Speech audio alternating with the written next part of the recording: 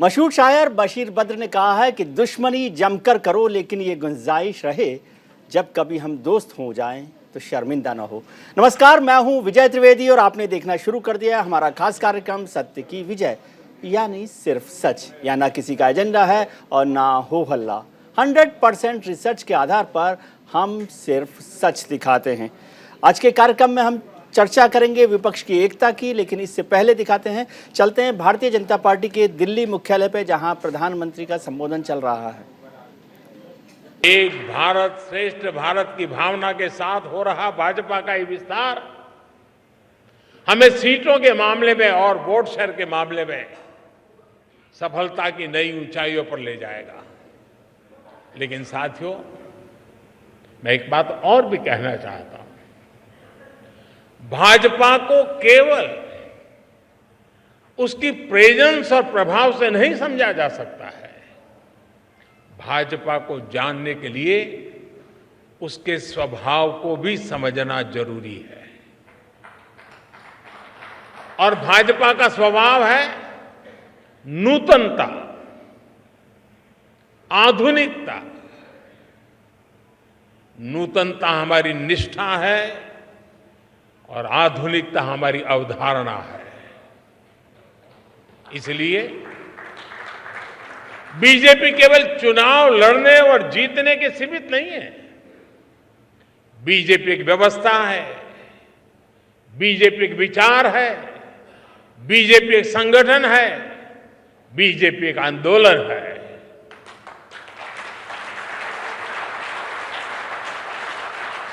BJP विकास की भी प्रेरणा शक्ति है और बीजेपी बदलाव की भी प्राण शक्ति है। बीजेपी ने सियासत की सोच को बदला है और समावेश के नए मानकों को जन्म दिया है।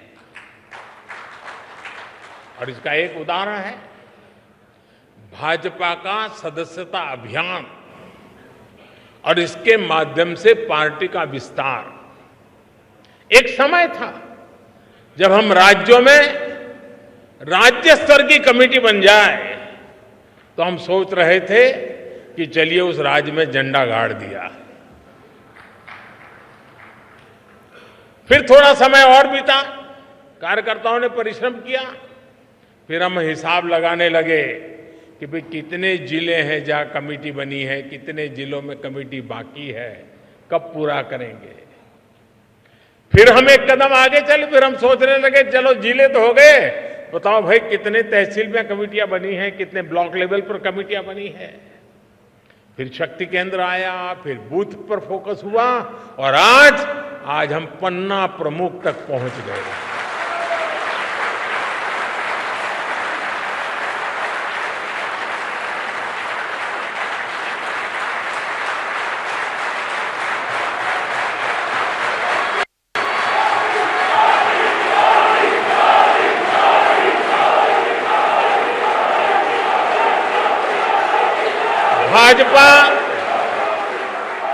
भाजपा पहली पार्टी है जिसने पार्टी की व्यवस्था में संवैधानिक रूप से महिलाओं के लिए पद की व्यवस्था की है। संविधान के तहत भाजपा पहली ऐसी पार्टी है जो अपने कार्यकर्ताओं को नए अवसर देने के लिए निरंतर तत्पर रहती है। हमने पार्टी की समितियों में, कमेटियों में हर बार 25% नए लोगों को लाने की व्यवस्था शुरू की है। हम कार्यकर्ताओं की इसी ताकत से सत्ता के शिखर तक पहुंचे हैं।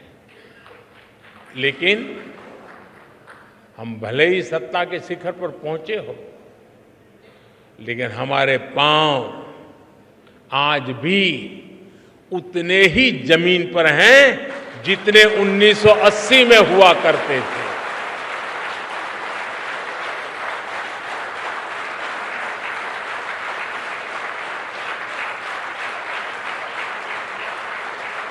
भाजपा में ऐसे कार्यकर्ताओं की बहुत बड़ी फौज है जो कष्ट। आप सुन रहे थे प्रधानमंत्री नरेंद्र मोदी को भारतीय जनता पार्टी के मुख्यालय में, वहां पर नए आवासीय भवन का शिलान्यास और उनके ऑडिटोरियम का उद्घाटन के मौके पर प्रधानमंत्री पार्टी के कार्यकर्ताओं और नेताओं को संबोधित कर रहे थे। और उन्होंने कहा कि भारतीय जनता पार्टी को समझने के लिए उसके विस्तार, उसके एमपी और उसकी सरकार नहीं, उसके स्वभाव को जानना जरूरी है। राजनीति में शब्द, संस्कार और सियासत को लेकर काफ़ी हंगामा हो रहा है। इस सब मुद्दे पर चर्चा करेंगे। इस वक्त हमारे साथ जुड़ रहे हैं भारतीय जनता पार्टी के प्रवक्ता विनीत गोयनका साहब, राजनीतिक विश्लेषक तहसीन पूनावाला साहब हमारे साथ होंगे और वरिष्ठ पत्रकार मेरे मित्र आशुतोष भी हमारे साथ जुड़े हुए हैं। आप सबका बहुत बहुत स्वागत है। आशुतोष जी, सबसे पहले आपसे समझना चाहता हूँ, विनीत जी के पास आऊँगा। प्रधानमंत्री ने कहा कि बीजेपी को जानने के लिए या उसकी पहचान समझ के लिए उसकी पॉलिटिकल अपीयरेंस ही नहीं है, उसकी प्रेजेंस ही नहीं है, उसका स्वभाव भी जानना चाहिए और स्वभाव में समावेशी एक स्वभाव है। आप कैसे देखते हैं भारतीय जनता पार्टी को? देखिए, मेरा अपना मानना है कि किसी भी पार्टी को समझने के लिए उस पार्टी का जो कोर वैल्यू है, जो कोर उसकी विचारधारा है जी, उसके बारे में उसका अध्ययन करना चाहिए जी। और अगर आप भारतीय जनता पार्टी को समझना चाहते हैं तो फिर हेडगेवार जी की क्या राय है, गोलवलकर जी की क्या राय है, सावरकर जी की क्या राय है, साथ ही साथ दीनदयाल उपाध्याय की क्या राय है, पार्टी को लेकर, विचारधारा को लेकर, संगठन को लेकर, अनुशासन को लेकर। जब तक आप उसको नहीं समझेंगे तब तक आप उस बात को नहीं समझ सकते। मैं जानबूझ के श्यामा प्रसाद मुखर्जी का नाम नहीं ले रहा हूँ कि श्यामा प्रसाद मुखर्जी वो हिंदू महासभा से आए थे और वो पार्टी में उनको कोऑप्ट किया गया था एक तरीके से। लेकिन दीनदयाल उपाध्याय ने जो भारतीय जनता पार्टी यानी जो जनसंघ थी उसकी जो वैचारिक की है उस पर काफी काम किया है। हेडगेवार जी ने तो संगठन खड़ा ही किया है, जाहिर सी बात है, तो उनके बारे में तो बात करनी पड़ेगी। इसके अलावा आप आगे बढ़ेंगे तो आपको फिर देवरस जी ने इस विचारधारा के स्तर पर काफी काम किया, उनको भी समझना पड़ेगा। तो जब तक आप बीजेपी को समझने के लिए आपको दरअसल आरएसएस की जो कोर विचारधारा है, जब तक आप उसको नहीं समझेंगे तब तक आप बीजेपी के किसी भी स्ट्रेटेजिक मूव को नहीं समझ पाएंगे।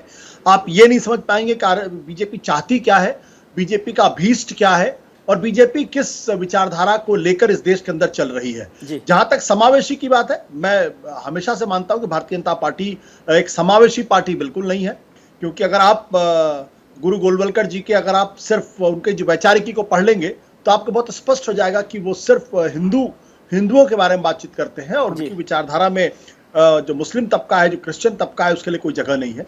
अगर आप देखें तो जिस तरीके से यहाँ तक कि पंजाब के अंदर भी सिखों का एक बड़ा वर्ग है जो भारतीय जनता पार्टी और आरएसएस की विचारधारा से नाराज रहता है। उसका कारण बहुत स्पष्ट है, क्योंकि सिख अपने आप को मानते हैं कि वो हिंदू धर्म का हिस्सा नहीं है, जबकि आरएसएस की सोच ये कहती है कि वो हिंदू धर्म के हिंदू फोल्ड में ही है। तो इसलिए समावेशी मैं बिल्कुल नहीं मानता हूँ, ये बात बिल्कुल स्पष्ट है जी। तहसीन पूनावाला साहब भी हमारे साथ जुड़े हुए हैं, विनीत जी भी जुड़े हुए हैं। विनीत जी, आपके पास आऊंगा, लेकिन तहसीन जी को पहले समझ लें। भारतीय जनता पार्टी के स्वभाव की बात तो हो रही थी, लेकिन अभी कांग्रेस जो है, क्या वो भारतीय जनता पार्टी की रणनीति को समझ पा रही है, राजनीति को समझ पा रही है? जो बातें हो रही हैं वो कानूनी तरीके से हो रही हैं। राहुल गांधी की सदस्यता का मसला आया तो कानून के तौर पर हुआ, फिर उनका बंगला खाली करना पड़ा तो वो सदस्य जो लोकसभा के नियम हैं हाउसिंग कमेटी के, उसके आधार पर हुआ। क्या कांग्रेस भारतीय जनता पार्टी की स्ट्रेटेजी को समझ पा रही है और उसकी लड़ाई के लिए जो आप अपोजिशन यूनिटी का बार बार एक माहौल बनाने की कोशिश कर रहे हैं, क्या वो मुमकिन हो पा रहा है? इसलिए मैं आपका शुक्रगुजार हूँ। आपके प्रश्न के दो पहलू है, मैं दोनों पहलू को अलग अलग उत्तर दूंगा। तो पहला जो पहलू था आपका कि क्या भारतीय जनता पार्टी जिस तरह की लड़ाई लड़ रही है विपक्ष के खिलाफ, क्या उसको विपक्ष समझ पा रही है? विपक्ष समझ पा रही है, देख पा रही है, विपक्ष को समझ में आ रहा है क्या हो रहा है। और हर एक संस्था के साथ ये हो रहा है जी, चाहे वो ईडी हो, चाहे वो सीबीआई हो, चाहे अन्य प्रोसेस हो। मैं आपको एक उदाहरण देता हूँ। घर की बात करी, कोई राहुल गांधी जी को ल्यूशंस दिल्ली में घर नहीं चाहिए, वो घर, नया घर माननीय प्रधानमंत्री जी को मुबारक हो, एक पर्सनल टनल के साथ घर बना रहे। ये राहुल गांधी जी को घर की जरूरत नहीं, जिनके परिवार ने देश के लिए शादी दी है तो घर की जरूरत नहीं। लेकिन गुलाम नबी आजाद का घर लिया क्या? जिनके लिए रो रहे थे प्रधानमंत्री जी पार्लियामेंट के अंदर, उनका घर लिया जी। वहां पे तो बिल पर बिल पास हो रहे थे। तो देखिए, ईडी में माननीय सुप्रीम कोर्ट ये कहते हैं हम कोर्ट्स की बहुत आदर करते, करना भी चाहिए। सुप्रीम कोर्ट ने रिटन जजमेंट में दिया ईडी डायरेक्टर का टेन्योर एक्सटेंड नहीं होगा। वहां पे कोर्ट का ऑर्डर किया, कोर्ट ने मेरे जजमेंट में कहा, तहसीन पूनावाला की जजमेंट में, कि भीड़ हिंसा और हेट स्पीच पर कानून होना चाहिए। वहां पर उन्होंने सुप्रीम कोर्ट का आदर किया।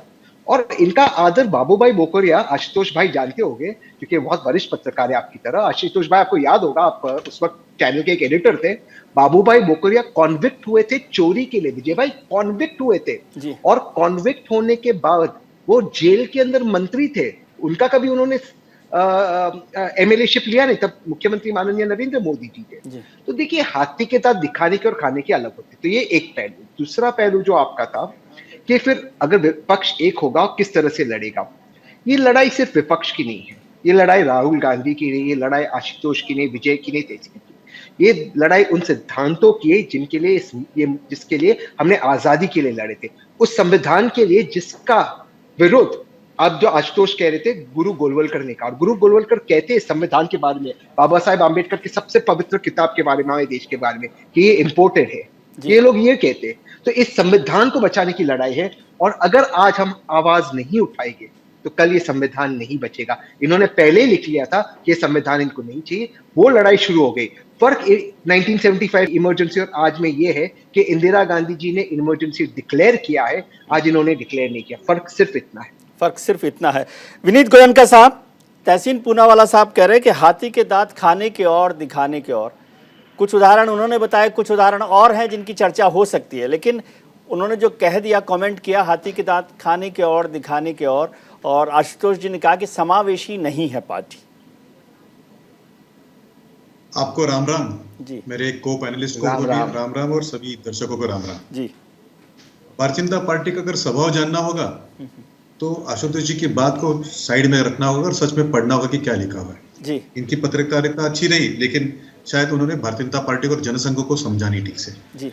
1954-55 के अंदर पंडित दीनदयाल उपाध्याय ने मुंबई में 4 क्लास लिए थे, 4 सेशन लिए थे, जिसके अंदर उन्होंने इंटीग्रल ह्यूमनिज्म यानी अंत्योदय की कल्पना रखी थी। और उसको बाद में भारतीय जनसंघ ने 1965 के अंदर एडप्ट भी किया था जी अपने रेजोल्यूशन में। और ये कहा था कि अंत्योदय हमारी प्रेरणा होगी। अंत्योदय के नीचे क्या हुआ कि जो समाज का आखिरी तबका है, आखिरी व्यक्ति है, उसका उत्थान जब होगा तो पार्टी का काम होगा। और उसका प्रमाण भी हमने दिया है। मोदी जी की सरकार आने के बाद में उन बहनों को जिनको कांग्रेस ने 70 साल तक, 60-65 साल तक सोच करने के लिए बाहर भेजा था, उनको पहली बार इज्जत घर यानी टॉयलेट मिले। ये वो अंत्योदय का प्रूफ है। दूसरा अंत्योदय का प्रूफ क्या है कि उस बहन को जिसको लकड़ी लाने के लिए बाहर जाना पड़ता था, वैसे 8 करोड़ बहनों को गैस का सिलेंडर दिया। ये अंत्योदय का परिचय है। ये पार्टी वो है जिसके अंदर nation first, party second, self last आता है, पहले राष्ट्र प्रथम आता है। ठीक है, तो ये हमारा पार्टी का परिचय है। विनीत जी, इन दोनों के ठीक है, पार्टी का परिचय ठीक है। लेकिन विनीत जी, तहसीन साहब ने एक बात कही, आपकी अनुमति से कहूंगा, उन्होंने जो कमेंट किया इसके लिए आपकी अनुमति से कहूंगा। आशुतोष जी वरिष्ठ है, मैं उनको बचपन से हाफ पैंट में जब रहता था तब से मैं उनको पत्रकारिता करते देखता हूँ। तहसीन भाई को भी मैं बचपन से देखते आया हूँ टीवी के ऊपर, तो दोनों से मैंने बहुत सीखा है। लेकिन आज उनको मैं एक बात बताता हूँ, राजनीति के अंदर सब नीति होती है, नियत होती है और निर्णय करने की क्षमता होती है। भारतीय जनता पार्टी के जितने भी कार्यकर्ता हैं वो अपनी नीति को स्पष्ट रखते हैं, उनकी नियत स्पष्ट होती है और निर्णय करने की क्षमता होती है। और चौथे, उनके अंदर नातेदारी नहीं होती है जी। तो ये जो रिप्रेजेंटेशन कर रहे हैं, एक भाई बात आशुतोष जी ने अभी कही, मुझे बड़ा दुख हुआ। इनके जैसे पत्रकार जब देश तोड़ने की बात करते हैं, धर्म तोड़ने की बात करते हैं, तो मन में बहुत कुंठा होती है। उन्होंने कहा कि सिख अपने आप को मानते नहीं है। तो मैं उनको गुरुओं की वाणी बताना चाहता हूँ कि गुरुओं ने खालसा इसलिए बनाया था कि मुगलों से और इस्लामिक आक्रामकताओं से हिंदू धर्म को बचाने के लिए। और उसमें आप जरा जाके देखिए, ओमकार का जो उच्चारण तो कहाँ से आता है। तो क्या है, टीवी चैनल में आने का मौका मिलने पर देश और धर्म को तोड़ने का जो प्रयत्न करते हैं, उससे मैं कभी कभी चुपता होता हूँ कि वो ऐसे व्यक्ति जिनको बचपन से ठीक है, इतिहास को छोड़ते हैं। तहसीन जी ने एक बात कही, बड़ी मेरे को लगी। उन्होंने कहा कि इंदिरा गांधी के वक्त इमरजेंसी जो है वो डिक्लेयर की गई थी। फर्क अब ये है कि आपने डिक्लेयर नहीं की है। देखिए, ऐसा है कि जो न्यायपालिका है उस पर विश्वास न रखने वाले लोगों को जब न्याय होता है तो दुख होता ही है जी। ये वो लोग हैं जिन्होंने न्यायपालिका का अपमान पीढ़ी दर पीढ़ी किया है जी। क्या नेहरू जी ने न्यायपालिका का अपमान किया था? तो किया था। इंदिरा जी ने तो आपको सबको पता है, इलाहाबाद हाईकोर्ट का जो निर्णय था तब उन्होंने क्या किया था। और राजीव भाई ने भी शाहबानो के केस के अंदर न्यायपालिका का अपमान किया था, सुप्रीम कोर्ट के निर्णय को उन्होंने पलटा था जी। क्या राहुल गांधी जी न्यायपालिका का अपमान कर रहे हैं? और आज जो कांग्रेस ने विरोध दिखाया है कि न्यायपालिका का अपमान है, कि हम जो सामंतशाही लोग हैं, हम जो फिडल लोग हैं, हमारे बारे में कैसे न्यायालय के अंदर चर्चा हो सकती है? ये उनकी मानसिकता है। तो ये जो लोग हैं, लेकिन राहुल जी ने तो मान लिया विनीत जी बात, दोनों बातें मान ली, आपकी सदस्यता खत्म करने की और बंगला खाली करने के लिए। राहुल जी के गुर्गे जो वो नहीं मान रहे। अगर विरोध कर राहुल जी अगर मानते कि वो लोग हैं जो लोकतंत्र के स्तंभों में भी नहीं मानते, लोकतंत्र के अगर मैं कहूं आपको कि भाई विधायकी एक भाग हुआ, तो न्यायपालिका भी तो है ना, दूसरी बात कार्यपालिका भी है। पहले तो एक कार्यपालिका के ऊपर प्रश्न उठाते थे कि देखिए एजेंसी का उपयोग होता है, फिर जब न्यायपालिका ने निर्णय लिया तो कहते कि न्यायपालिका ने जुडिशरी ने कैसे ले लिया। सर ये ऐसे लोग हैं कि इनको आदत हुई थी कि हम जन्मेंगे एक घर में, क्योंकि हमारे पिताजी प्रधानमंत्री, हमारी दादी प्रधानमंत्री, हमारे परनाना प्रधानमंत्री, तो आप जैसे लोग जो है ये लोग केवल राशन की दुकान में खड़े रहेंगे। आज वो देख नहीं पा रहे हैं। विजय जी आप एक चैनल के अंदर सीईओ करके बैठ रहेंगे और हम जो है आपके चैनल पे आएंगे, वो हमको और आपको राशन की दुकान पे देखने के आदी थे। तो आज साथ में बैठ के देखते बड़ा प्राउड होती है। तहसीन साहब, ऑब्जेक्शन लेता हूँ। विनीत जी ने कहा कि वो मुझे बचपन से देखते आ रहे हैं। अगर विनीत जी मुझे बचपन से देखते आ रहे हैं तो उनका अजम्पशन है कि मैं उम्र में उनसे बड़ा हूँ, लेकिन उम्र में तो मैं उनसे छोटा हूँ, दिल से तो बिल्कुल छोटा हूँ। उम्र का तो पता नहीं, लेकिन लगते तो बहुत जवान हैं। हाँ, लगता हूँ मैं बिल्कुल जवान हूँ, तो ये इस पर मैं ऑब्जेक्शन लेता हूँ। लेकिन आपका अनुभव ऐसे बहुत ज्यादा है कृष्ण भाई, हम तो आजकल में आने लगे टीवी पे। जी ठीक है। देखिए, मैंने जो सवाल पूछे, स्पष्ट सवाल पूछे, उनका एक भी उत्तर नहीं मिला। यही भाजपा की स्ट्रेटेजी, रणनीति, जो आप पूछ रहे थे ना, रणनीति, ये समझ में आता है। सवाल मेरा था कि जब माननीय नरेंद्र मोदी जी मुख्यमंत्री थे, बाबूभाई भोकरिया कॉन्विक्ट होने के बाद भी मिनिस्टर कैसे कंटिन्यू रहे जेल के अंदर वो कंटिन्यू रहे। चलो इस सवाल का उत्तर दिया। दूसरा सवाल पूछते हैं, मोहम्मद फैजल लक्षद्वीप के एमपी जी कॉन्विक्ट हुए, केरला हाईकोर्ट ने उनका कॉन्विक्शन को सस्पेंड कर दिया, सजा को स्टे कर दी। माननीय सुप्रीम कोर्ट ने इलेक्शन कमीशन को डांट लगाई, इलेक्शन रद्द किया और कहा ये एमपी रहेगी। सुप्रीम कोर्ट का आदर करते ना, सबसे हाईएस्ट कोर्ट ने कहा कि एमपी रहेंगे। स्पीकर ने यहाँ पर सदस्यता क्यों वापस क्यों नहीं दे दी? आज तक वो पार्लियामेंट में आ नहीं सकते। वो अभी तो सुप्रीम कोर्ट में चल रहा है केस। तहसीन फैजल साहब का केस तो अभी चल रहा है सुप्रीम कोर्ट में, अभी फाइनल नहीं हुआ उस पर कभी से। बट इलेक्शन केरला हाईकोर्ट ने सस्पेंड किया था जी। हाँ, और हाईकोर्ट ने एमपी सीट रिटर्न कर दी, तो उनको आने की इजाजत क्यों नहीं है? अब तो उनके सेंटेंस पे भी स्टे है जी। ईडी की मैंने बात की, उसका कोई उत्तर नहीं है। कोई ये बता सकता है कि ईडी के जितने भी 121 रेड हुए ईडी के, 115 से विपक्ष के ऊपर कैसे हुए जी? इस पर कोई इनके पास उत्तर नहीं है। देखिए, भाजपा जो है इन संस्थाओं का दुरुपयोग कर रही है, वो लोकतंत्र का इस्तेमाल करती है लोकतंत्र को खत्म करने के लिए। और जब इनके पास कोई सवाल नहीं होता तो यहाँ वहां की बातें करते। सवाल ये विजय जी, मैं आपके शो पे इस बात के में चर्चा करना चाहता था इकोनॉमी पर। क्या आप जानते हैं कि खुद भारत सरकार बता रही है कि हमारी इकोनॉमी फोरकास्ट इस साल के लिए 6% ग्रोथ होगा। 6% ग्रोथ अच्छी बात है। ये लोग कहते हैं कि बहुत अच्छा, भारत सबसे बड़ी लार्जेस्ट इकोनॉमी और सबसे तेज दौड़ने वाली इकोनॉमी में। लेकिन जो आपको नहीं बताते कि फर्स्ट क्वार्टर में हमारा 13% ग्रोथ था, सेकंड क्वार्टर में 7%। तो अगर हम 6% पे कम कर रहे, हमारा ग्रोथ रेट थर्ड और फोर्थ क्वार्टर का 2% हो गया। ठीक है, वो आप क्यों उसको कबूल नहीं कर रहे? तो देखिए, ये जो चीज है, जो चर्चा है, जो हम, अच्छा, अब राहुल गांधी ने जो विदेश में कहा नहीं कहा उसको छोड़ दीजिए, आज तो उस हाउस का मेंबर नहीं है, तो आप हाउस को चलाते क्यों नहीं है? आशुतोष जी यहाँ बैठे, विजय जी आप बैठे, house belongs to the opposition, चलाने की जिम्मेदारी सरकार की। ये मैंने स्वर्गीय अरुण जेटली जी, स्वर्गीय सुषमा स्वराज जी के थे। आप क्यों नहीं चलाते? आप स्पीकर का रोल देखिए। मैं अपनी बात समाप्त करता हूँ। 11 बजे हाउस चालू होता, 11:02 को एडजर्न हो जाता है। सरकार को हाउस ही नहीं चलाना ताकि विपक्ष और सवाल पूछे। राहुल गांधी जी डिस्क्वालीफाई हो गए, ठीक है, अब आप क्यों हाउस नहीं चला रहे? ठीक है, क्या जरूरत है, क्या मजबूरी है? उनको हाउस ही नहीं चलाना। ये चाहती नहीं जनता की आवाज आए हाउस के अंदर। ये हाउस को इस्तेमाल कर रहे हैं रबर स्टैम्प, ताकि इनके लॉस पास हो। और व्यासा की महाभारत में एक चीज कही गई है, laws without morality is like tyranny. जिन कानूनों में मोरालिटी नहीं है, वहां पे आपसे जुल्म करने के लिए कानून बना दे। ठीक है आशुतोष जी, तहसीन जी ने भी बात रखी, विनीत जी ने भी रखी, लेकिन मैं समझना चाहता हूं कि जब राहुल गांधी की सदस्यता की बात आई तो कानून के हिसाब से हुआ, उनकी सदस्यता गई। जो भी केस था, कमजोर था नहीं था, वो अलग इशू होगा, लेकिन कानून का फैसला आया। और उसके बाद जो हाउसिंग कमेटी के रूल्स हैं उस पर फैसला हुआ। अपोजिशन जो है वो यूनाइट नहीं हो पा रहा, कानून अपने फैसले दे रहा है। ये तमाम बातें भारतीय जनता पार्टी कह रही है, तो क्या सबकी जिम्मेदारी भारतीय जनता पार्टी की है? देखिए विजय जी, दुनिया में जहां कहीं भी डेमोक्रेसी के अंदर डिक्टेटरशिप आई है जी, वो कानून के रास्ते से है जी, संविधान के रास्ते से आई है, वो अलग से नहीं आई है जी। जिन देशों में, कुछ ऐसे भी देश है जहां मिलिट्री के थ्रू हुई जी, हमारे यहाँ संभव नहीं है। जी। लेकिन जो कुछ भी हुआ है वो कानून के माध्यम से किया जा रहा है। कानून, रूल ऑफ लॉ का फंडामेंटल क्या है, जो हमारे संविधान की बुनियाद है। जी। रूल ऑफ लॉ का मतलब सब बराबर। जी। अगर राहुल गांधी की सदस्यता अगर संसद से अगर चली गई है तो गुलाम नबी आजाद भी सदस्य नहीं है। जी। तो जो सचिवालय है उसका जिम्मेदारी है कि उनको भी नोटिस दे, बिल्कुल कि भाई आप भी अपना बंगला खाली करें। जी। लेकिन यहाँ तो दूसरे दिन उन्होंने बंगला खाली करने के लिए कह दिया और उनके खिलाफ कोई कार्रवाई नहीं हुई। जी। आप ईडी और एनफोर्समेंट डायरेक्टरेट और तमाम एजेंसीज का देख लीजिए, 95% केसेस सिर्फ इन्हीं के खिलाफ हो रहे हैं। जी। और बाकी केसेस उसमें भी बीजेपी के कितने लोग, इसकी भी आप संख्या अपने हिसाब से जोड़ लीजिए। जी।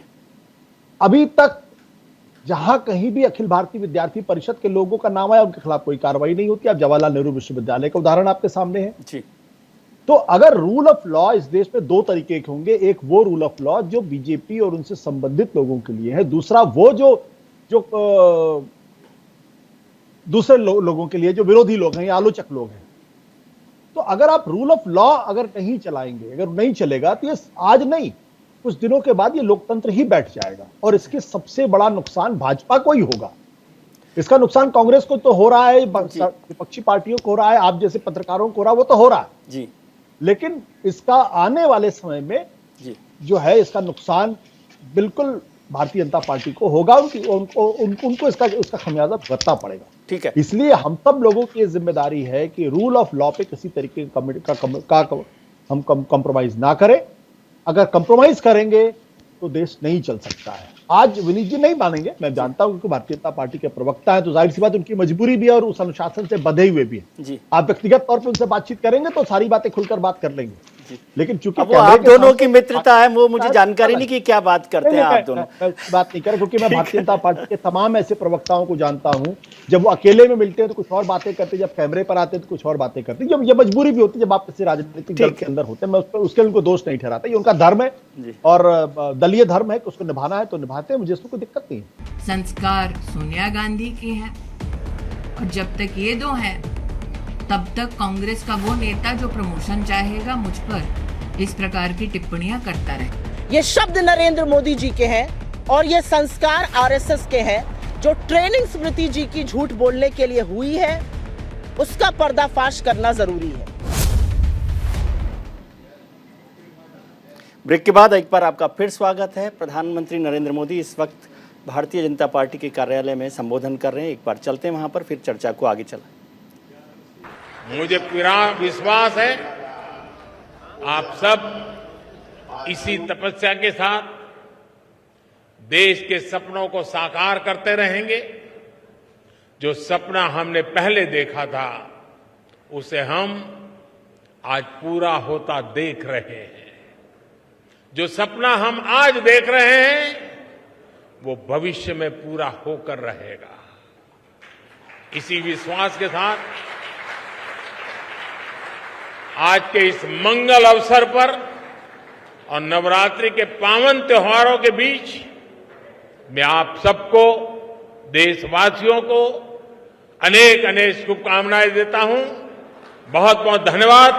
भारत माता की, भारत माता की, भारत माता की। प्रधानमंत्री नरेंद्र मोदी भारतीय जनता पार्टी के नए आवासीय परिसर का शिलान्यास और उद्घाटन का कार्यक्रम में शामिल हो रहे थे और पार्टी के कार्यकर्ताओं को संबोधित कर रहे थे। हम चर्चा कर रहे हैं भारतीय जनता पार्टी के स्वभाव, संस्कार और नीतियों की, और इसके साथ साथ विपक्षी एकता की। हमारे साथ खास मेहमान जुड़े हुए हैं। विनीत गोयनका साहब हैं, भारतीय जनता पार्टी के प्रवक्ता, वरिष्ठ पत्रकार आशुतोष जी हैं, और तहसीन पूनावाला साहब, राजनीतिक विशेषज्ञ। विनीत जी, आपसे उस वक्त बात नहीं हो पाई, लेकिन बात हुई। आशुतोष जी ने कहा, तहसीन साहब ने कहा, रूल ऑफ लॉ अलग अलग नहीं हो सकता अलग अलग मसलों पर, पहली बात। दूसरा, एक ऐसा लगने लगा है कि पॉलिटिक्स में आप वेंडेटा पॉलिटिक्स, जिसके खिलाफ भारतीय जनता पार्टी रही थी, वो बनता जा रहा है, ऐसा परसेप्शन बन रहा है। आपको फिर से एक बार राम राम। दो बातें उन्होंने कहा, मैं दोनों का जवाब देना चाहूंगा जी। राहुल गांधी जी, क्योंकि अंग्रेजी में पढ़े, उनको शायद एक लाइन तुरंत ध्यान में आएगी, thy shall be deemed as law. ये उनके मन में रहता है। इसका अर्थ ये होता है कि हमने जो कहा वही कायदा बना जाएगा, उसी को कायदा बनाया जाएगा। ये उनको मानता है, उनके परिवार से आता है। कोई इमरजेंसी हो या फिर प्रधानमंत्री नरसिम्हा राव जी का अंतिम संस्कार न करने देने की जिद करना उनकी माता जी का, या फिर प्रधानमंत्री मनमोहन सिंह जीत के आने के बावजूद एक समिति बनाना, उसका वो अध्यक्षा बनना और 2 पावर सेंटर देश में बनाने की जिद हो उनकी, या फिर प्रधानमंत्री मनमोहन सिंह ने बनाया हुआ एक अध्यादेश को फाड़ना। ये सारा दर्शाता है कि राहुल गांधी एक तो नोवाइस है, यानी बचकानी हरकत करते हैं, 2 ये बात दर्शाता है कि उनके मन में thy shall be called as rule, हम ही को कायदा माना जाएगा, ऐसा उनके मन में एक विश्वास है, गलत विश्वास है। तो ये उनके बारे में और मैं ज्यादा चर्चा करूंगा तो आपका समय नष्ट होगा, क्योंकि लोगों को तो पता है कि उनकी समझ कितनी है। अब आती बात है कि आशुतोष भाई की, जिनको मैं बचपन से देखते आया हूँ, तो मैं बताता हूँ आपको कि पत्रकार ये जो होता है वो क्लीन होता है, साफ होता है, उनका मन चंचल होता है। ये मैं बात मानता हूँ, मैं सभी पत्रकारों को आपके चैनल द्वारा उनको नमन करता हूँ। लेकिन पत्रकार जिस दिन वो श्वेत वस्त्र जो पत्रकारिता का होता है त्याग कर कर किसी पक्ष में जाता है तो निष्पक्ष नहीं रहता है, उस पक्ष के रंग में रंग जाता है, और उस पक्ष में रहने के तो उस पक्ष की भाषा बोलता है। जब उस पक्ष से वो त्यागा जाता है, तलाकशुदा हो जाता है, तो उसका प्रेम उस पक्ष के प्रति रहता है थोड़ा सा, और दूसरों के प्रति जो होता है सर, आप रूल ऑफ लॉ पे थोड़ा सा ज्ञान दे दें। जो गुलाम नबी साहब की बात कर रहे थे, तो विश्वास ही नहीं कि there is something called as court in India. Rahul ji की बात नहीं कर रहे, तहसीन साहब ने कहा कि गुलाम नबी का बंगला तो नहीं खाली करवाया है आपने, और भी बहुत सारे नाम है जिनकी मैं चर्चा अभी नहीं करना चाहता क्योंकि व्यक्ति से नहीं जाता। कांग्रेचुलेट तहसीन साहब to try to deflect the topic, but I will bring him back on the topic. Topic is Rahul Gandhi and his mediocrity.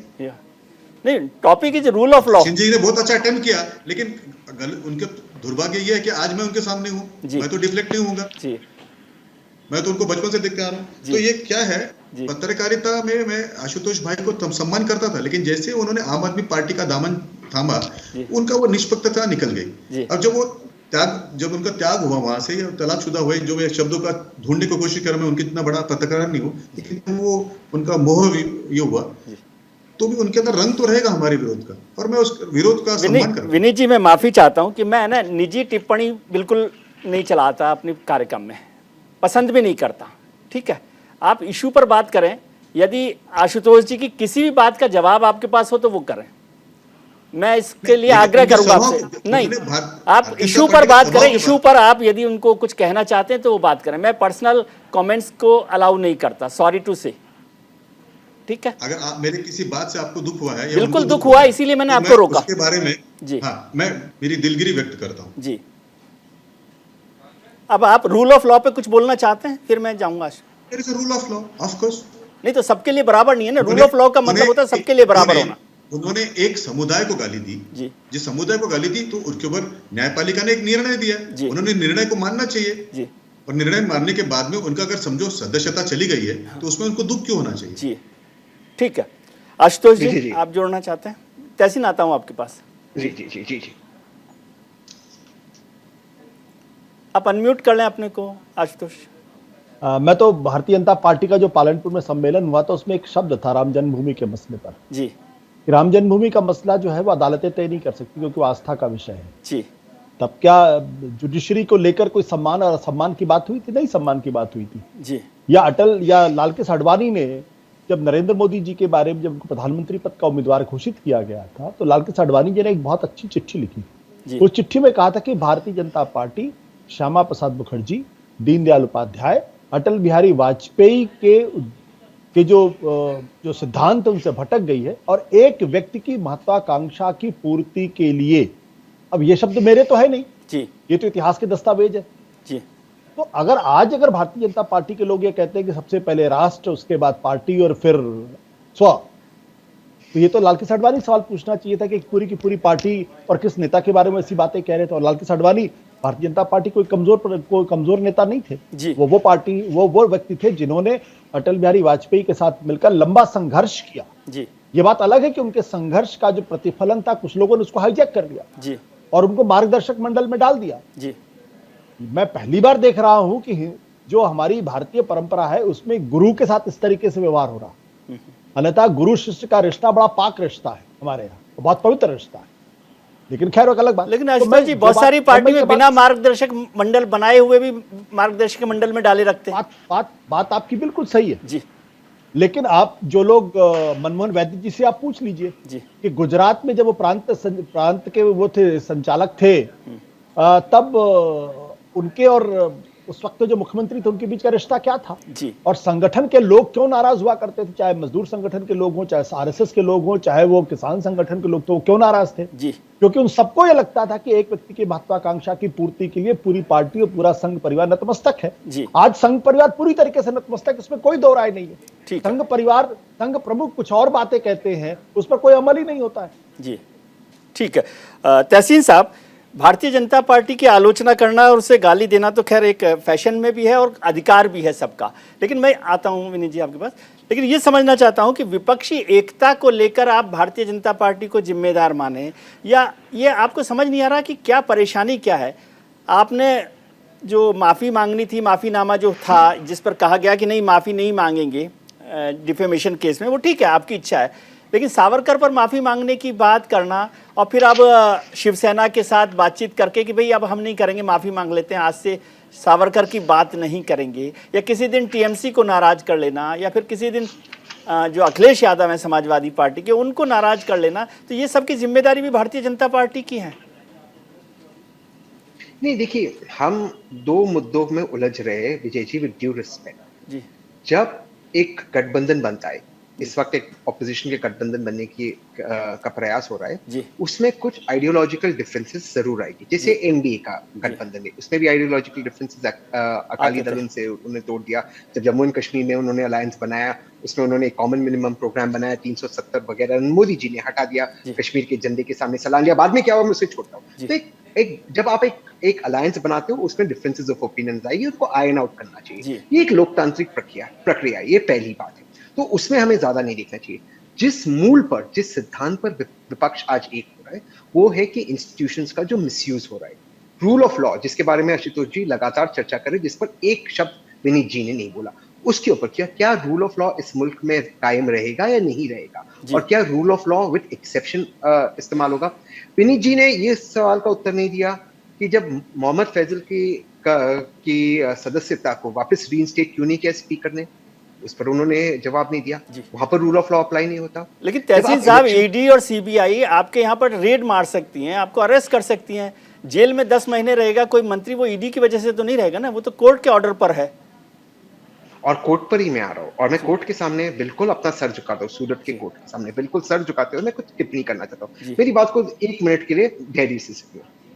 2019 में एक पॉलिटिकल स्पीच में राहुल जी कुछ कहते, एक पॉलिटिकल स्पीच है कर्नाटक का, क्रिमिनल डेफेमेशन केस फाइल होता है सूरत के अंदर। पहली बार मैंने अपनी जिंदगी में देखा है कि क्रिमिनल डेफेमेशन केस फाइल भी होता है और उस पर इंक्वायरी भी होती है उस राज्य में, जिस राज्य के जो जहां पर जिस पे कंप्लेंट की है उस राज्य का मेंबर। ठीक है, सीजीएम का ये काम है कि अगर आप समन्स इशू करें उसके पहले एक इंक्वायरी नहीं होती है।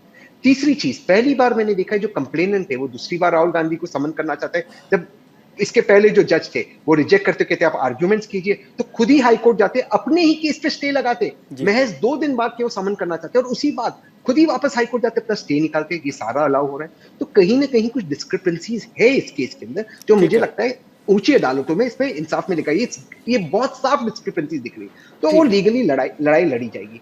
लेकिन अगर आप किसी को पॉलिटिकल स्पीच के लिए प्रोसिक्यूट करते हो, कहते हैं पूरे समुदाय को, ओबीसी समुदाय को गाली दिया, तो मैं बड़ी विनम्रता से आपसे पूछना चाहता हूँ विजय जी, आप मेरे से ज्यादा ज्ञानी है, क्या ललित भाई मोदी ओबीसी है? क्या नीरव भाई मोदी ओबीसी है? क्या मेहुल भाई चौकसी ओबीसी है? ये ओबीसी कहां से हो गए? तो इनको अगर आप ओबीसी मानते हो तो मैं समझता हूं इससे ज्यादा ओबीसी समाज का अपमान कुछ नहीं है कि आप ललित भाई मोदी और नीरव भाई मोदी, जो मैं मानता हूं मेरे प्रधानमंत्री के शासन में भागे इस मुल्क को छोड़कर, और चोर है, लुटेरे है, आप उनको ओबीसी समाज से जोड़ रहे हो। ठीक है, तो ये तो भाजपा कर रही है, इसका उत्तर तो भाजपा को देना पड़ेगा। जी विनीत जी, ये तहसीन साहब जो कह रहे हैं उसका मतलब है कि इश्यूज का डिफ्लेक्शन आप कर रहे हैं, कि जो इश्यूज चल रहे हैं उससे आप दूर जाना चाहते हैं, चाहे वो कोई भी मसला हो, नीरव मोदी का हो, ललित मोदी का हो, या तमाम तरीके की जो चीज़ें चल रही हैं। कोर्ट का मसला भी आया जो उन्होंने टिप्पणी की, मैंने तो कहा कि कोर्ट का फैसला है। जी, 3 बातें हैं। एक, वो बार बार स्पीकर की बात करते थे तो उनको शायद ज्ञान नहीं हुआ कि ये व्यवस्था होती है कि स्पीकर जो है कंसिडर करता है हर एप्लीकेशन में। न्यायपालिका का खुद का दायरा है और स्पीकर का खुद का दायरा होता है, तो स्पीकर के दायरे में बात है, वो जरूर उसके ऊपर निर्णय लेंगे। 2, कई बार ऐसा हुआ है कि इलेक्शन कमीशन एक निर्णय देती है, उसके बाद में सुप्रीम कोर्ट या हाई कोर्ट उसके ऊपर अपनी टिप्पणी देती है और वो रुकता है। ठीक है, पहली बार हुआ है ऐसा नहीं है, कई बार हुआ है। अभी अगर राहुल गांधी जी के केस में अगर किसी कोर्ट ने कहा कि नहीं वो उस निर्णय को रोकिए, आप उनकी सदस्यता को बहाल करिए, तो उसमें हमको आपको किसी को दुख नहीं होना चाहिए, वो न्यायपालिका की व्यवस्था में से आया हुआ है। ठीक है। दूसरी जो बात है कि वो गुजरात में क्यों हुआ, कहीं गया, तो मैं उनको एक बात बताऊंगा कि उन लोगों ने पहले प्रांतों में बांटा और आज वो न्यायपालिका को भी प्रांतों में बांटने की कोशिश करते हैं। भारत का संविधान ये प्रोवाइड करता है कि आप किसी भी मामले को कहीं पे भी फाइल करते हैं, वो एज पर लॉ है, थोड़ा सा नियम पड़ा। अगर ये लॉ नहीं होता तो आप कोर्ट के ऊपर जाके ये कर सकते हैं, कोर्ट ने किस तरह से जुडिक्शन के बाहर लिया उसके ऊपर प्रश्न खड़ा कर सकते हैं और उसको भी रिप्रेजेंट करेंगे अगर वो गलत होगा तो। एक बात तो न्यायपालिका अंतर देखिए, मैं उनका प्रतिनिधि नहीं हूं, मैं जवाब नहीं दूंगा।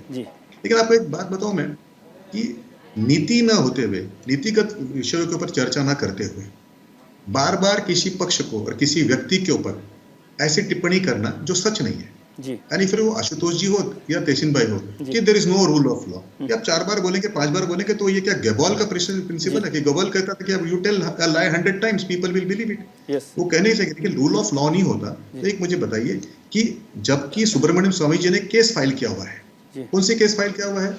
नेशनल हेराल्ड का केस फाइल किया हुआ है, क्या उसमें राहुल गांधी जी बेल पर नहीं है तो उसको एक्सपेडाइट करके उसमें क्रिमिनल प्रोसीडिंग्स नहीं कर सकते थे? नंबर 2 बात, स्वामी जी ने एक और केस उनके ऊपर लगाया हुआ है कि उन्होंने यूके के अंदर किसी कंपनी के अंदर खुद की नागरिकता जो है वहां की दिखाई हुई है, और क्योंकि भारतीय संविधान में नागरिकता के बारे में स्पष्ट है कि 2 देश का नहीं हो सकते, तो राहुल गांधी जी की तो सदस्यता उसी दिन चली जाती थी। लेकिन उस विषय में न्यायपालिका के लिए रुकना, ठीक है, उनके पर्सनल बातों को या उनके एजेंडा को न लेके जाना, यही मुझे लगता है कि वो समझ और वो जो पेशेंस है वो दिखाना होगा। जी, एक विनीत जी संसद की बात पर भी चर्चा कर लें कि संसद चलाने की जिम्मेदारी एक मोरल रेस्पॉन्सिबिलिटी, हालांकि मैं समझता हूँ हर सांसद की जिम्मेदारी है, लेकिन सरकार की एक मोरल रेस्पॉन्सिबिलिटी होती है कि हाउस चले।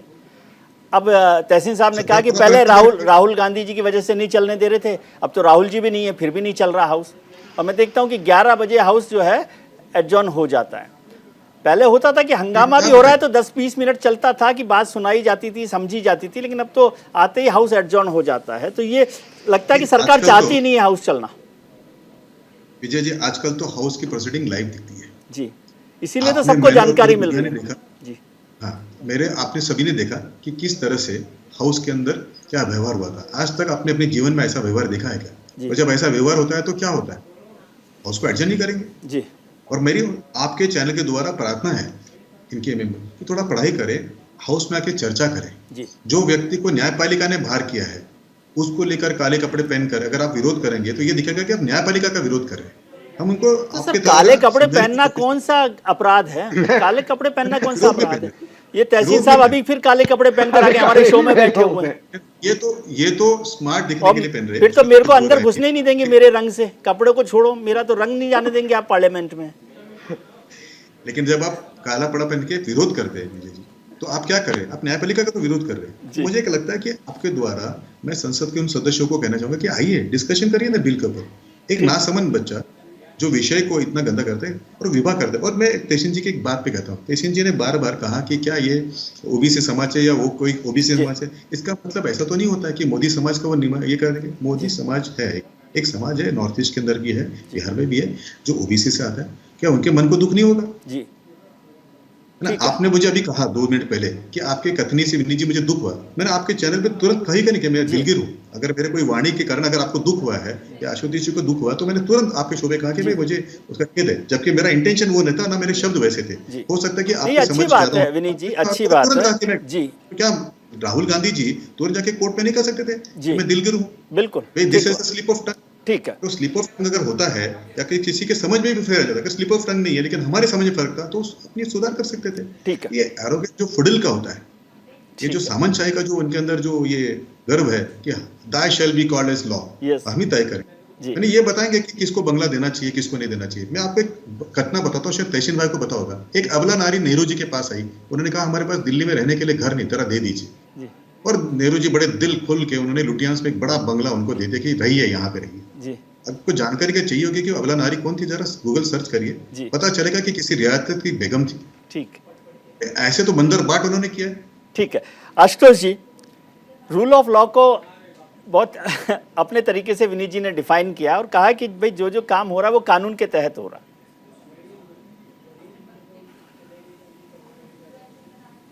अनम्यूट कर लें सर अपने को। अब हमने आपकी आवाज जो बात कही है उसका सोर्स भी उनको बताना चाहिए जो उन्होंने जवाहरलाल नेहरू के बारे में कहा। कल भारतीय जनता पार्टी के एक प्रवक्ता थे, उन्होंने एक राष्ट्रीय टीवी चैनल पे कहा कि सोनिया गांधी दुनिया की चौथी सबसे अमीर महिला है जी। उनसे सोर्स पूछा गया तो वो बंगले झाड़ने लगे। मेरा एक बात कहना बहुत स्पष्ट है जी। राजनीति के अंदर हम एक दूसरे के विरोधी हो सकते हैं, एक दूसरे के आलोचक हो सकते हैं जी। लेकिन नेहरू जी के ऊपर अगर आप ओछी टिप्पणियां करेंगे तो उससे नेहरू जी का कद नहीं घटने वाला, उससे भाजपा और आरएसएस का कद ही घटेगा जी। और इसलिए मैं बार बार इस बात को कहता हूं कि जैसे मैं यहाँ बैठा आपसे बात कर रहा था तो थोड़ी देर पहले मैंने सोचा कि चलिए मेरे पास ये दीनदयाल उपाध्याय के एकात्म मानववाद है, अभी बजरंगलाल गुप्ता जिसके प्रधान संपादक हैं, पूरी सीरीज यहाँ पर है। तो मैं पढ़ने की कोशिश करता हूँ कि बीजेपी के लोग क्या सोचते हैं जी। मैं बीजेपी के लोगों से कहना चाहता हूं एक बार नेहरू जी को पढ़ें, गांधी जी को पढ़ें और इंदिरा गांधी जी को भी समझने की कोशिश करें, तब बातचीत करें। ये जो व्हाट्सएप यूनिवर्सिटी से जो मैसेजेस आते हैं उसको पढ़कर अगर आप बोलते हैं तो फिर बिल्कुल वही स्थिति हो जाती है जैसे मनोज सिन्हा जी ने, जो लेफ्टिनेंट गवर्नर है, कहने को तो इंजीनियर है, उन्होंने क्या कहा गांधी जी तो हाई स्कूल भी पास नहीं थे। अब आप सोचिए, मतलब इससे क्या होता है, इससे देश का मखौल उड़ता है जी। कि ऐसे लोग भी इस देश के अंदर लेफ्टिनेंट गवर्नर बन जाते हैं, इतनी ऊंची पदों पर पहुंच जाते हैं जिनको अपने राष्ट्रपिता के बारे में बहुत छोटी सी बुनियादी जानकारी भी नहीं। ऐसा क्यों होता है जी? ऐसा इसलिए होता है क्योंकि जब सुबह उठकर आपको कुछ पुर्जी पकड़ा दी जाती है और उस पुर्जी के आधार पे आपका ज्ञान बढ़ने लगता है तो आप अच्छी किताबें नहीं पढ़ते जी। मेरे पास अगर मैं आपको दिखा सकता हूं कि मेरे पास कम से कम आरएसएस बीजेपी पे कम से कम 100-150 किताबें होंगी जी। मैं पढ़ता हूं, उनको समझने की कोशिश करता हूं।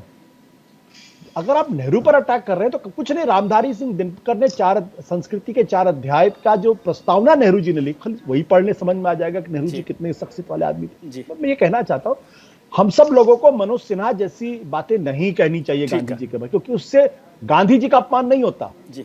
उससे मनोज सिन्हा और उस पार्टी का अपमान होता है, उनकी हंसी उड़ती है जिन्होंने उनको बनाया जी। और उस सरकार का अपमान होता है, उस सरकार की हंसी उड़ाई जाती है जिन्होंने उनको लेफ्टिनेंट गवर्नर बनाया। ठीक है, ठीक है। सुना बहुत अच्छी, आज से 40 सालों से मैं जानता हूं उनको, उनसे उम्मीद नहीं करता। लेकिन चूंकि आज की तारीख में हर आदमी जो है एक व्यक्ति की महत्वाकांक्षा की पूर्ति करने में लगा हुआ है तो उनको जो शब्द पसंद आते हैं वो शब्द बोले जाते हैं। इसलिए मैं विनीत जी की बातों का बिल्कुल बुरा नहीं मानता हूं। मैं जानता हूं कि छोटे भाई की तरीके से मन में सम्मान करते हैं, लेकिन चूंकि उनकी मजबूरी है बोलना इसलिए बोल रहे हैं। वैसे विनीत जी पढ़ने और लिखने दोनों वाले लोग हैं, उनकी किताबें भी बहुत सारी चलती रहती हैं। विनीत जी आप कुछ कॉमेंट करना चाह रहे हैं? आशुतोष भाई मेरे बारे में एक जानकारी देता हूँ मैं आपको। मेरे किसी भी शब्द को अगर आपको लगता है कि गलत हुआ तो आप मुझे सार्वजनिक तौर पर बताइएगा। मेरे अंदर हिम्मत है माफी मांगने की।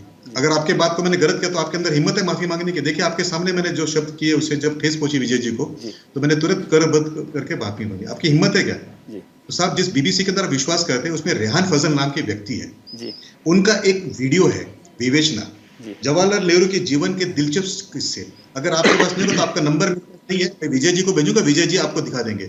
तो आपकी जानकारी दुरुस्त करें कि मैं मेरे जीवन में पार्टी के अंदर, पार्टी के बाहर और प्रेस में तब तक वो बात नहीं करता जब तक मेरे पास उसका रिटर्न डॉक्यूमेंट नहीं होता। It's a written fact. मैं आपको फिर से नाम बताता हूँ, बीबीसी जो आपका चहेता चैनल है, हमारा नहीं है, हमारे विरोध में लिखता है, उसके अंदर जो रिपोर्टर है उसका नाम है रेहान फजल। हिम्मत रखिए पूरी सुनने के बाद। और उनका वीडियो है, और किस दिन का मैं आपको बताता हूँ, 1 साल पहले डाला वीडियो है, इसके 1,20,000 व्यूअर्स है और वीडियो का नाम है जवाहरलाल नेहरू के जीवन के दिलचस्प किस्से। तो आप एक जानकारी रखिएगा, जीवन में किसी भी और प्रवक्ता से आप कैसी भी बात कर लीजिएगा, लेकिन मेरे से जब भी बात करेंगे तो मेरे पास एविडेंस होता है और मेरी हिम्मत भी होती है। साहब मेरे ये ना किसी के सामने नम्र होना, नम्र होके ना माफी मांगना, ये हिम्मत की बात होती है, कमजोरी की बात नहीं होती। तो आप ये ना इसकी माफी मांग ले। विनीत जी मैंने बहुत ज्यादा बोल दिया आपके बारे में। दूसरा एक वीडियो भी दिखा दीजिए मेरे जीवन का जिसके अंदर मैंने कोई गलत शब्द बोले जो बिना इंफॉर्मेशन की बातें बोली। तो आशुतोष भाई आपका अनुभव होगा, वो आपकी मजबूरी वीडियो के आधार पे आज बीजेपी के बारे में राय नहीं बनाता। ये है नहीं अरे, आपने जो वो मुझे बोला, आपकी बात आपने नहीं कहा कर WhatsApp रहे। यूनिवर्सिटी, अगर तुम्हें आपको दुरुस्त करता हूँ, आपको मैंने सोर्स बताया, आपने मेरे को सोर्स पूछा, नहीं, हिम्मत रखिए आशुतोष जी, आप घबराइए मत, अब मत घबराइए, मैंने आपको सोर्स बताया और मैं फिर से दोबारा रिपीट करता हूँ, बीबीसी के रेहान फजल का, ना तो बीबीसी को हमसे प्यार है, ना रेहान फजल को हमसे। आशुतोष जी ठीक है, वो विनीत जी आपने सोर्स के लिए कहा तो उन्होंने सोर्स का जिक्र कर दिया। ठीक, कांग्रेस वाले भी देखे। ठीक है, मैं ठीक आगे और बताता हूँ, एक और घटना आपको बताता हूँ, उसमें बताया है कि किस तरह से नेहरू जी किसी कहां पे जाके स्विमिंग करते थे, जरा पूछिए, और कपड़े के जिक्र भी किया है। इशू नहीं है, इशू नहीं है, अभी इशू नहीं है विनीत जी। जी आशुतोष, आपको छोटा सा जोड़ दे, फिर फाइनल कमेंट तहसीन जी का लेना चाहता हूँ, वक्त नहीं है मेरे पास। बिल्कुल गलती हुई तो जिस तरह से मैंने कहा कि दिलगुरु आप भी हिम्मत रखिए, राहुल गांधी जैसे मत यही सब फायदे हैं। आप बहुत कॉन्फिडेंटली बहुत सारी बातें बोलते हैं। व्हाट्सएप यूनिवर्सिटी का सबसे बड़ा फायदा ये है कि आप बहुत विश्वास के साथ आप बोलते हैं। मैं इस शो के बाद मैं दाद देता हूँ। नहीं, वीडियो का जिक्र किया, रेहान फजल भी बड़े पत्रकारों में से हैं। जी तहसीन, फाइनल कमेंट। जी क्या बोलते हैं कभी रिवन भाई के बारे में और कभी उनके बारे में। जी मैं नाम बता रहा हूं, हम उन पे विश्वास जी, हमें विश्वास बीबीसी में। विनीत जी आपकी बात मान ली, विनीत जी बात आपकी मान ली। तहसीन फाइनल कमेंट, बिल्कुल वक्त नहीं है विनीत जी प्लीज। जी ये आपके शो पे जो दिख रहा है ना विनीत जी का, ये स्ट्रैटेजी है विजय जी। मैं बुरा नहीं मानता हूँ। मैं बात करना चाहता हूँ आज की, ये लोग बात करेगी ताज की, मैं बात करूंगा इंसान की, बात करेगी हिंदू मुसलमान की, मैं बात करूंगा संविधान की, बात करेगी गीता और कुरान। इनकी स्ट्रैटेजी है डाइवर्ट करने के लिए। लेकिन मैं हंसी मजाक में ये बात कह देता हूँ, नेहरू जी कहाँ स्विमिंग करते थे, उनके कपड़े पेरिस जाते थे धुलने के लिए। अरे ये तो दिखाता है कि खानदानी लोग हैं, उनके पास पैसा है। वरना आजकल तो मैं ऐसे लोगों को जानता हूँ जो 50 लाख का सूट पहनते, करोड़ों में बेचते हैं, अपने लिए हवाई जहाज खरीदते, अपने आप को गरीब फकीर कहते हैं। मैं तो ऐसे लोगों को भी जानता हूँ जो खानदानी लोग हैं, ठीक है, पैसे वाले लोग हैं। अब व्हाट्सएप यूनिवर्सिटी चल रहा है, चलने दीजिए, एंजॉय कीजिए, हम बात करेंगे आज की। जी चलिए, बहुत बहुत शुक्रिया आप सभी का। विनीत जी आपका बहुत शुक्रिया, आशुतोष जी आपका बहुत शुक्रिया, तहसीन साहब आपका बहुत शुक्रिया। विद्वान लोग जब पैनल पर होते हैं तो थोड़ा सा ज़्यादा मुश्किल होता है, लेकिन आप सब लोगों का बहुत शुक्रिया। आज हमने शो की शुरुआत में आपसे एक सवाल पूछा था कि क्या राहुल पर हमले का सियासी फ़ायदा उठाएगी कांग्रेस। इस पर 60% लोगों ने हाँ के पक्ष में अपना वोट किया है, वहीं 40% लोग इसके पक्ष में नहीं हैं। उम्मीद करता हूं कि आज के कार्यक्रम में इतना ही। आप बाकी बातें तो खुद ही समझदार हैं, समझते हैं। उम्मीद करता हूं कि आपका आने वाला कल आज से बेहतर होगा। आप अपना ख्याल रखिए और उनका ख्याल रखिए जो आपका ख्याल रखते हैं। नमस्कार।